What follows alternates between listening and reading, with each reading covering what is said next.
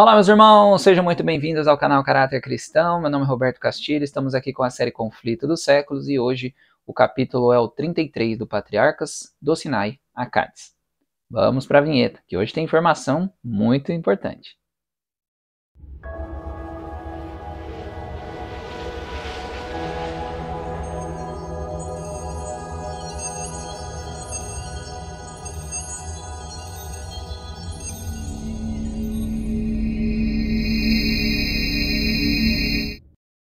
Em Números 10, nós temos o início ali falando sobre as duas trombetas de prata. Quando as duas tocavam juntas, era para chamar o povo. Quando era uma, eram os líderes das tribos. Também tinha ali uma forma de um toque que ela fazia para marchar o Oriente e também o Sul, tá bom? Dependendo ali de uma vez ou duas. E também era usada para a batalha, né? Quando era para se preparar para a batalha. Então, dependendo do toque da trombeta, o povo saberia o que deveria ser feito, tá bem? Já em Números 11, o povo começa a murmurar por várias questões. A primeira delas, questão da carne, eles queriam comer carne. Segundo, eles estavam desanimados. O próprio Moisés desanima ali, pedindo a Deus para ter uma ajuda, né? Jetro já tinha avisado ele sobre essa questão e agora vão ser colocados em prática. Os 70 anciãos são designados, ok? E Deus também permite ali 30 dias de carne como um castigo ao povo. Ele está dizendo que não é o melhor, porém o povo está enchendo, né? Falando, então tá bom. E aí, milhares de pessoas acabam morrendo ali, tá? Números 12 fala sobre Miriam e Arão, que eles se opõem a Moisés. Miriam acaba ficando leprosa e depois, por oração ali de Arão e principalmente de Moisés, ela é curada depois de 7 dias, ok? Agora vamos adentrar no Patriarcas e Profetas para a gente entender todos os pormenores dessas situações. Então, logo ali no começo, é dito que eles ficaram no Sinai por cerca de um ano, né? Para Deus ali mostrar para eles como deveria seguir a partir daí. Então, Deus teve que ensinar as leis, teve que mostrar a questão do santuário, deixar o santuário pronto, que demorou 6 meses só para construir o santuário, a consagração dos levitas, a consagração de Arão, seus filhos, a Páscoa. Então, tudo ali foi para organizar o povo. Então Deus preparou o povo durante um ano. Deus é um Deus de ordem.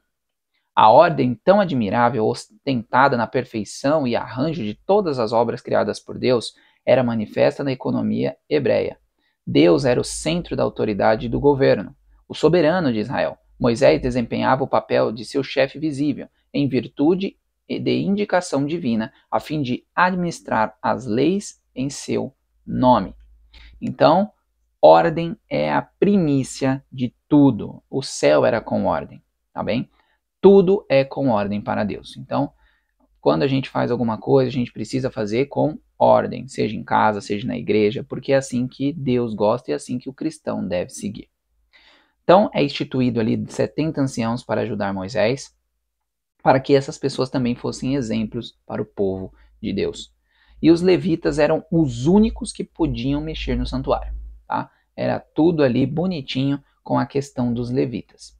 Agora, cada levita tinha a sua vocação, né? O que eles mexiam no santuário. Nós tínhamos 3 grupos, que eram os 3 filhos ali, já Coate, Merari e também Gerson, tá bem? E aí eles ficaram como, assim, os principais de cada um desses povos. E eles tinham uma certa visão do que eles poderiam ou não mexer no santuário. Olha que coisa interessante.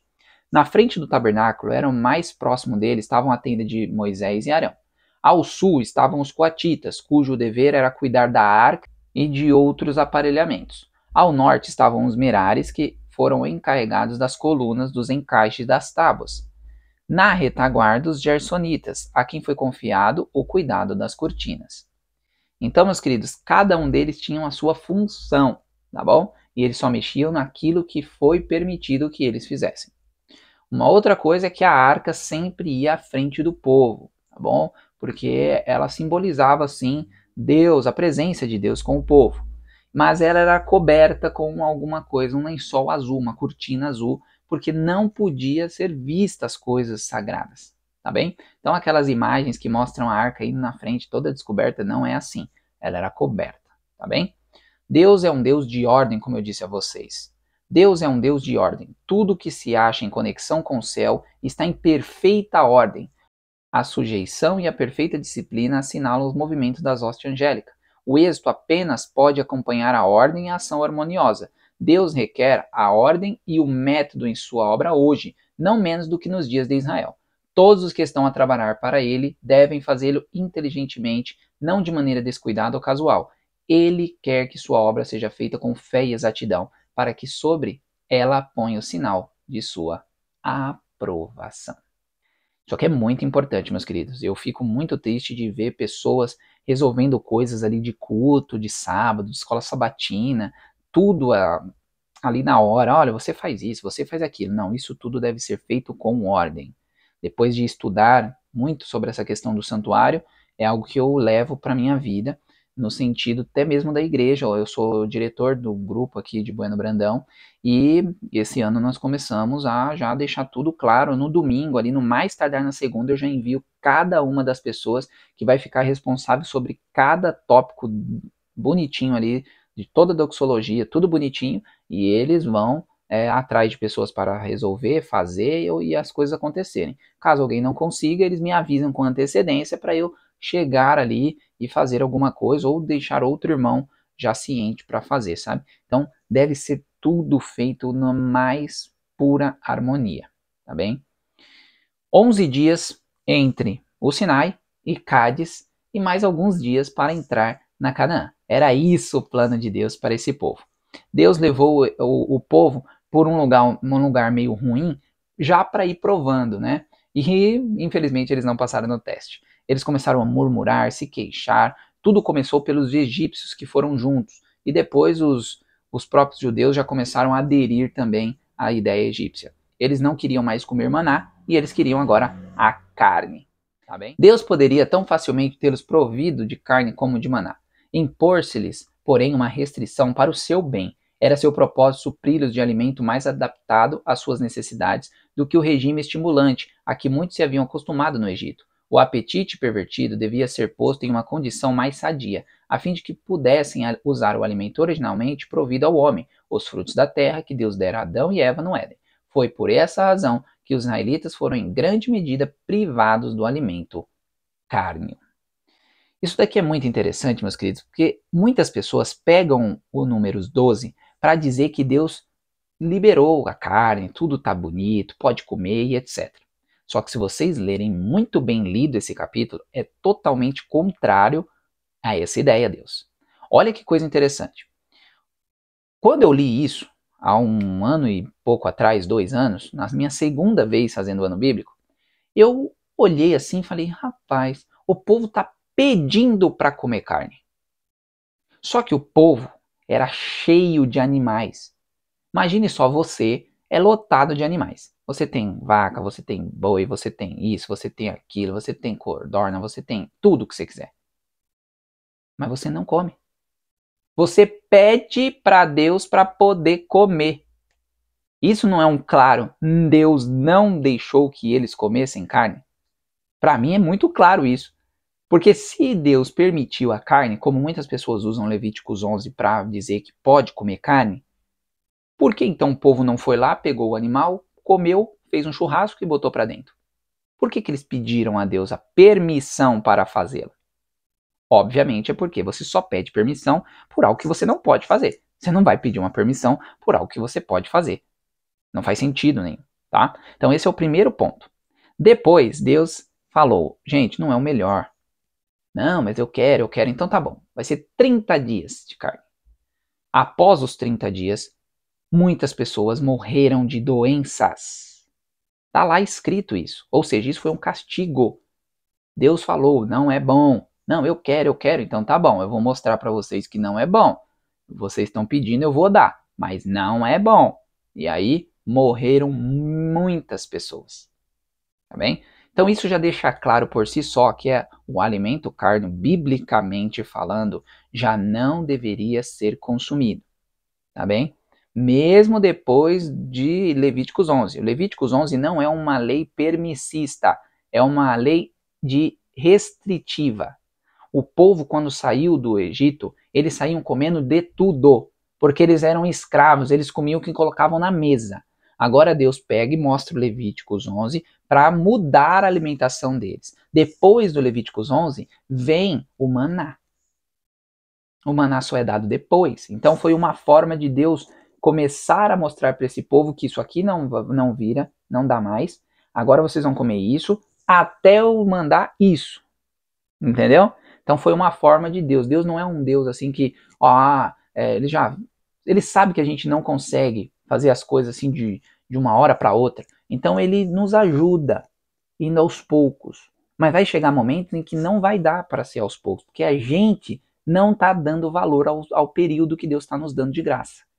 Então ele vai ter que, ou vai ou racha. Então hoje nós ainda temos o período de graça. Use esse período para ir abandonando as coisas que Deus não quer que você faça. Aqui é um exemplo da carne, porém tem muitas outras coisas que Deus não quer que eu e você faça e a gente está fazendo. E a gente tem tempo ainda de graça para deixar sem sofrer muito. Porém vai chegar um tempo em que ou você deixa ou, infelizmente, adeus, não vai ir para o céu. Então a gente precisa aproveitar o tempo que nós estamos aqui, tá bom? Lá em Salmo 78, o próprio Davi fala sobre esse ponto. Olha que coisa. Tentaram a Deus nos seus corações, pedindo carne para satisfazerem o seu apetite, e falaram contra Deus, e disseram: poderá Deus, porventura, preparar-nos uma mesa no deserto? Eis que feriu a penha, as águas correram dela, rebentaram ribeiros em abundância. Poderá também dar-nos pão, ou preparar carne para o seu povo? Pelo que o Senhor os ouviu e se indignou. Então, ali está claro, Salmo 78 mostra mais ainda que nós nem precisaríamos aí do Patriarcas capítulo 33 para mostrar que o povo tentou a Deus pedindo carne. Tá bem? Então isso é muito importante. Deus não muda. O mesmo Deus de lá é o Deus de hoje. Tá bem? E agora nós temos mais ainda livros e coisas de Deus, a profeta, ainda deixando mais claro. Porém, na Bíblia a gente já está vendo aqui que Deus não era favorável a alimentos carnos, tá bem? Então aconteceu ali que os murmuradores foram destruídos com o fogo, juízo de fogo. Não adiantou, o povo continuou murmurando. Moisés, então, aquele Moisés que preferia morrer e ir para o inferno do que deixar Deus destruir o povo, agora ele vai a Deus e clama por ajuda porque ele já está cansado. Porque o povo é muito desobediente. E aí Deus então fala para Moisés, para 70 anciãos. Tá bem? Ele fala, agora vai. Lembra que Jetro falou para ti? Coloca em prática. Tá bem? E ele começa a fazê-lo. E aí Deus envia as cordonizes por castigo ao povo. Deus deu ao povo aquilo que não era para o seu máximo bem, porque persistiram em desejá-lo. Não deixaram satisfazer-se com as coisas que se mostrariam ser para eles um benefício. Seus rebeldes desejos foram satisfeitos, mas foram entregues ao sofrimento das consequências. Comeram sem restrições e seus excessos foram prontamente punidos. E feriu o Senhor o povo com uma praga muito grande. Grande número foi ceifado pela febre ardente, enquanto os mais culpados entre eles foram feridos logo que provaram um alimento cobiçado. Então, depois de tudo isso, ainda vem mais problemas para Moisés. Arão e Miriam agora começam a questionar por que Moisés tem algumas prerrogativas maiores do que eles. E aí começam as coisas. A inveja, que é um dos maiores, se não o maior mal já existente nesse mundo, porque Satanás invejou, né? E aí causou um estrago no céu. A inveja causa vários estragos hoje. Na organização do Conselho dos Anciãos, entendera que sua posição e autoridade haviam sido desprezadas. Miriam e Arão nunca haviam conhecido o peso do cuidado e responsabilidades que repousava sobre Moisés. Contudo, visto que tinha sido escolhido para auxiliarem, consideravam-se coparticipantes seus e, na mesma medida, do cargo da liderança, e acharam desnecessária a designação de mais auxiliares. Então eles achavam que, Moisés, nós somos auxiliares de Moisés, então nós é líder. Nós é líder que nem Moisés. E aí Deus vem e fala para eles, vocês eu até dou visões e sonhos, porém Moisés eu falo face a face. Então ele mostra ali, tanto para Miriam como para Arão, que vocês são uma coisa e Moisés é outra.